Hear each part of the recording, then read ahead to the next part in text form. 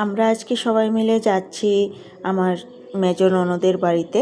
আমার ছোট ননদ আমার বাড়িতে বেড়াতে এসেছে, এবার ছোট ননদকে নিয়ে আমরা যাচ্ছি মেজো ননদের বাড়িতে। কারণ ওর বাড়িতে আজকে অনুষ্ঠান আছে, কারণ ওর শাশুড়ি মা মারা গিয়েছে, তো আজকে ওদের বাড়িতে কাজ। তো দেখো, বলতে বলতে আমরা এখানে চলে এসেছি। আর এই যে পুচকিটাকে দেখছো, ও হচ্ছে আমার নাতি। মানে আমি কিন্তু এখনই দিদা হয়ে গেছি, ভাবতে পারছো একবার।